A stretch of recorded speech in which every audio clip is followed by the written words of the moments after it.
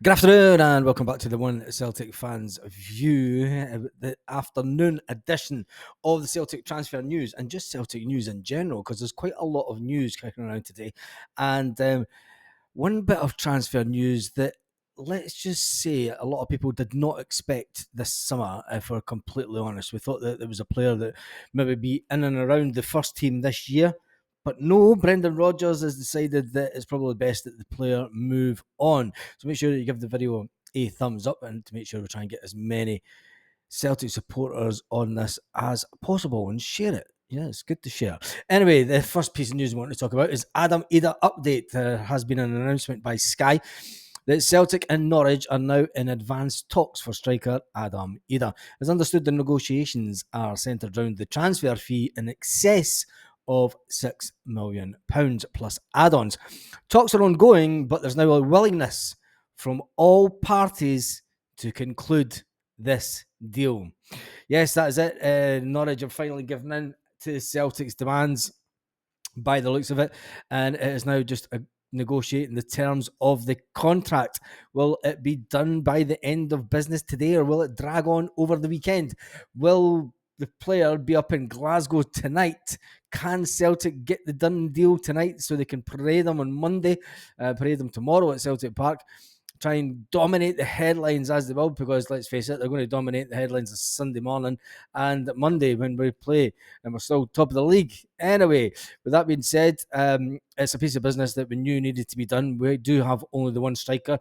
It's of paramount importance that we get a striker in. Let's face it, having just Kyogo, the one and only striker at the club, is absolutely criminal by Celtic. And it's dangerous also because, let's face it, when you look back at the tackle from the goalkeeper in the first game of the season, Kilmarnock, and the goalkeeper takes Kyogo out, everyone gasps and then they're like, oh no, what if he's injured? Luckily enough, he wasn't, and hopefully he won't get injured this weekend. But we are just one injury away from a complete, absolute nightmare scenario at Celtic. But hopefully the Adam Ida deal will be concluded over the next 24 hours and Adam will be paraded at Celtic Park. Now, the news that we wanted to talk about before we talk about the lineup at the weekend and everything like that, and in the comment section, I'll get you to put down your score predictions. Yeah, there is no live tonight because it's Friday night.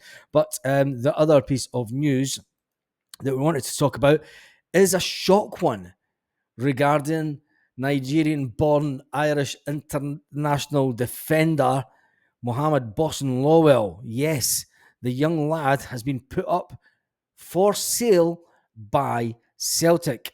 Having spent last season on loan at Fleetwood Town, and the report from Ireland is now indicating that he will be leaving Celtic for good, with Stoke City now looking to seal a deal for a fee between £2 and £3 million for Mohamed Bosson Lowell. Lowell was not included in the Celtic matchday squad for the Premiership opener of the season, Flag Day, and I did think it was a bit strange that some of the younger boys weren't included in the Flag Day, just to get them motivated for the season ahead. But we all seen the capabilities of Mohamed Bosson Lowell during the pre-season, and I personally thought that he was hyped up a lot last season.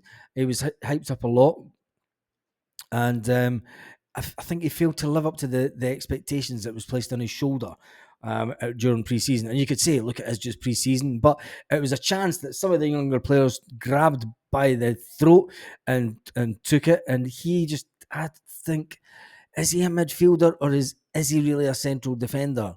And I think that I seen him more as a central defender. He was good at going forward, but I think his strength has to be as a central defender. And I thought that Celtic might bring him into the fold as that and have him in and around the squad. But the player has indicated that he wants first team football, which cannot be guaranteed.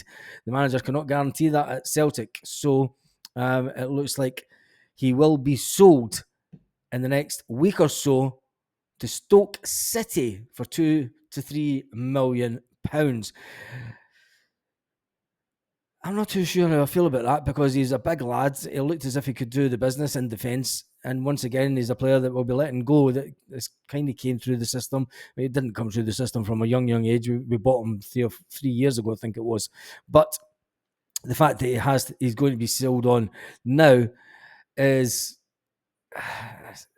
not every player makes it at Celtic, and we want all the younger players to try and have a great opportunity as they can. And we have to trust in Brendan, and Brendan has worked with a lot of young players throughout the years, and he'll know if this player is going to make it to the top of the game or not. Let's just hope it's not another James McCarthy scenario where we let James McCarthy go at under 17 level, and then we ended up bringing him back at the end of his career when he was just didn't get a game at all. Anyway, with that being said, when he is sold, we'll wish him all the best, and it's just unfortunate that he didn't get his chance to try and shine in the defence, because I think that's where his best position was. Although he was played in midfield during pre-season, going on what he was told from last season down at Fleetwood, I think he'll be a bit disappointed. But then he's had a full season of first team football. He's not prepared to sit around on the bench. And you could say, well, we can't guarantee you football. If you want to go and play first team football, go and get your agent to see if you can get your team. We want between 2 and 3 million for you. And that is that. End of. One player that will not be leaving Celtic and wants to remain 100% focused on Celtic is a guy who came through the system at Celtic, and he did go out on loan as a younger player, and it done him the world of good. And he came back, and he had to fight for his position in the midfield that was sometimes crowded with some special talents. But Callum McGregor stuck to his game. And after winning 63 caps for Scotland, Callum McGregor, he's decided it's time to hang up the international boots. At 31-year-old, he started all 3 of Scotland's matches in Euro 2024, yet Steve Clarke never brought on James Forrest, who can turn games. Some may say that it's about time that Callum McGregor stepped down from international football because he's not that class. Well, to be at 63 caps for Scotland is no mean feat. There's a lot of players in the professional game that don't even get 1 cap. So it's hats off to the fact that the 31-year-old Celtic captain can now put his 100% focus on Celtic. Now, there is a direct correlation between this and Scott Brown and the scenario that Scott Brown found himself under working with the one and only Brendan Rodgers. It was at a time where Brendan Rodgers and Scott Brown had decided that he could prolong his career by not playing international football, getting the little breaks in September and October and such like, and then March and February and March when the international games are on, and it would extend his career, which it did at Celtic. I think Callum McGregor will be speaking to Brendan Rodgers and probably going down the same vein of form. And it can only be good news for Celtic. McGregor, who I thought personally could have at least another World Cup in him. He got to the Euros, the next tournaments in 2 years' time, the World Cup. I thought that he would have at least one more tournament in him before. He's only 31-year-old. He would have been 32, 33 at the time. And the next tournament comes around. That's not old when it comes to international players. There was international players at the Euros that were way older than what Callum McGregor is. But he told the Celtic website today, they did put out a statement saying Celtic captain Callum McGregor today announced his retirement from international football. Callum has performed for his country for the past 16 years at all levels. Since 2008, across the last 7 years, he's been an integral part of the Scotland team, achieving 63 international caps, scoring 3 goals and playing a pivotal role in helping the national team reach back-to-back European championships, something that a lot of more experienced players over the years haven't been able to do with Scotland. It was very important. I spoke to Stevie and I did this week make him aware of my intentions. I just said to Stevie, I felt the time was right for me to move on from international football. It's been a huge honour to achieve 63 caps for my country, as appearing just once would have been a dream come true. So to have achieved 63 and inducted in the Roll of Honour with Ireland's bravest men, we should be united in memory of the 10. England, you're a monster. Don't think that you have won. We will never be defeated. Couldn't resist that one. To be just in the role of honour at 50 caps is something I could only have dreamed of as a young kid. Throughout my career, I wanted to make myself available for Scotland at all times, and whenever selected, give absolute maximum possible to help the country and to represent the supporters with passion and pride. International football has always been a really important part of my career, says Callum. I've learned so much and I've achieved some incredible highs. That famous night in Serbia, one of the best.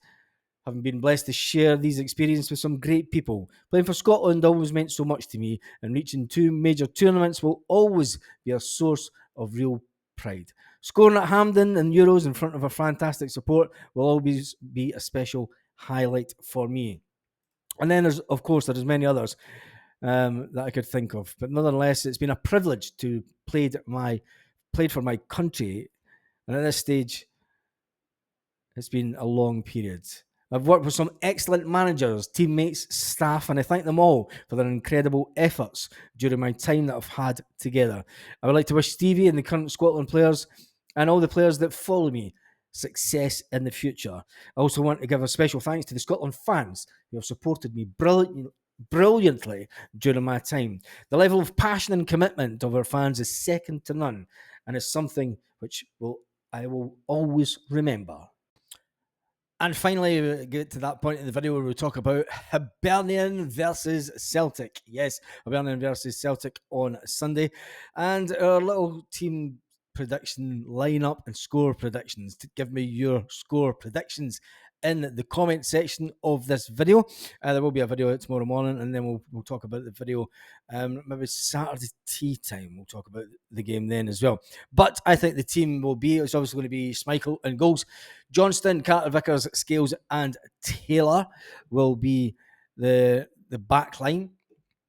And then the midfield always speaks for itself. O'Reilly, McGregor, Hatate, Kuhn, Furiashi, and Forrest will be on the wings starting the game. I think Brendan Rodgers will go with the team pretty much that is the strongest one just now. Will the fact that Paulo Bernardo's been there for a week, I think Paulo will get some game time in the second half. What do you think that the score line will be? Now, Hibs is always a hard place to go, but I think it's going to be a 3-0 victory for Celtic. I think Celtic are in a fine vein of form just now when it comes to the togetherness of the squad. When you look at the way that they've been playing through pre-season, they carried that on into the first game of the season, which sometimes doesn't always happen.